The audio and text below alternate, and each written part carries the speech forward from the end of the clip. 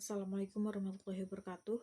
Saya Lufamiata Zuria dengan NIM 530502000062. Di sini saya sedikit menjelaskan pemahaman saya terkait uh, peranan filsafat politik terhadap Indonesia. Jadi, filsafat politik sendiri itu dapat diartikan sebagai suatu refleksi filsafat tentang bagaimana kehidupan bersama kita ditata. Soal-soal kehidupan bersama itu mencakup tata politik, bentuk negara, peraturan pajak, tata ekonomi, dan sebagainya. Jadi peranan filsafat politik terhadap Indonesia itu ada 3. Yang pertama, filsafat politik dapat dijadikan alat untuk mengajukan, mendefinisikan ulang konsep-konsep konsep-konsep dan praktek politik yang telah lama dilakukan di Indonesia, seperti konsep negara, konsep kekuasaan, konsep otoritas, peran hukum, aspek keadilan dalam hukum. Dalam bidang hukum misalnya, banyak pelaku korupsi di berbagai bidang lolos begitu saja dari jeratan hukum karena tidak sesuai undang-undang yang pas untuk menjeratnya. Jadi filsafat hukum mengajukan proposi bahwa hukum tidak hanya mengacu pada rumusan baku saja, tetap ada rasa keadilan yang sudah ada di dalam masyarakat. Rumusan hukum harus mengacu pada rasa keadilan. Jadi tanpa keadilan, hukum adalah penindasan. Hukum merupakan penerjemah teknis dari keadilan. Melakukan praktek hukum tanpa dasar keadilan berarti membunuh ibu dari hukum itu sendiri. Nah, proses mendefinisikan ulang sesuatu membutuhkan kerangka normatif, dan filsafat menyediakan itu. Suatu penilaian haruslah berbasis pada kriteria penilaian tertentu. Dan di dalam bidang politik, filsafat politik menyediakan itu. Tanpa pengawasan filsafat politik yang kuat, kita tidak akan mampu melakukan kritik ideologi secara jernih dan sistematis, karena kita tidak memiliki basis normatif untuk membuat suatu penilaian terhadap kebijakan politik tertentu.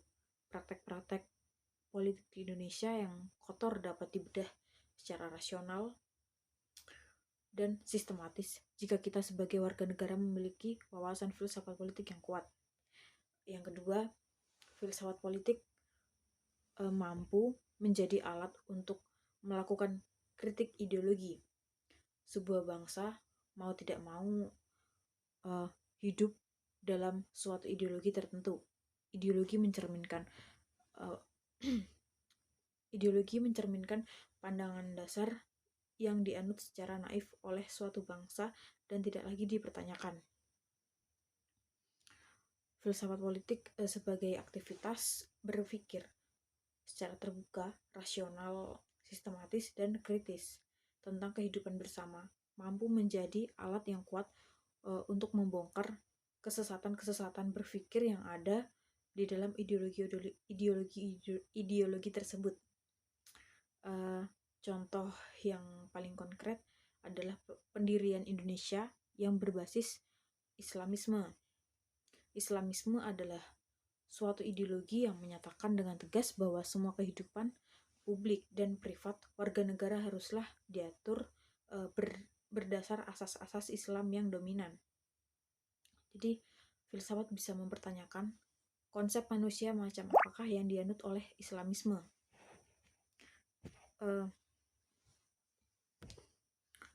Apakah konsep itu sesuai dengan kondisi yang ada? Apakah hanya ada satu Islam di Indonesia ini?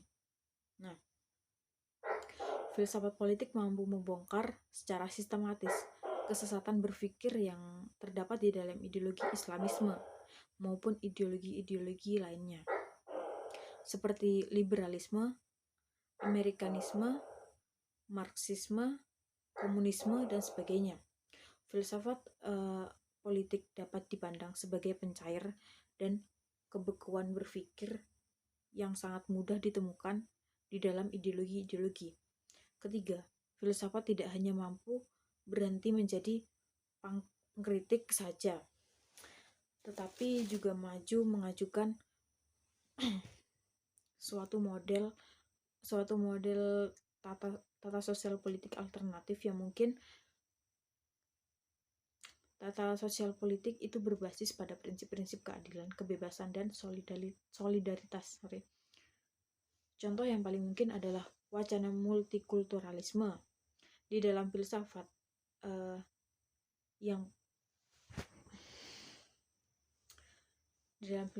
multikulturalisme adalah suatu paham yang berpendapat bahwa kehidupan sosial manusia diwarnai oleh banyak cara hidup, cara berpikir, dan cara berkomunitas yang berbeda satu sama lain. Namun kesemuanya harus ditempatkan secara setara, secara kultural maupun yudisial, dengan prinsip-prinsip penghormatan sebagai satu bangsa. Kemerdekaan bentuk-bentuk kehidupan, pemikiran, cara berkomunitas, menandakan pluralisme yang diakui dan dikembangkan terus-menerus. Sementara penghormatan satu sama lain menandakan adanya solidaritas dan kesatuan. Tata sosial politik semacam ini baru bisa terwujud jika trauma sosial sudah bisa dicairkan dan peristiwa-peristiwa negatif masa lalu seperti penculikan, pembantaian massal, dan sebagainya dijamin tidak bakal terulang lagi. Filsafat dapat memberikan kontribusi di dalam proses bangsa ini untuk menjadi semakin beradab, makmur, adil, dan yang pasti manusiawi. Mungkin itu saja yang dapat sedikit saya jelaskan tentang pemahaman saya. Sekian dan terima kasih. Wassalamualaikum warahmatullahi wabarakatuh.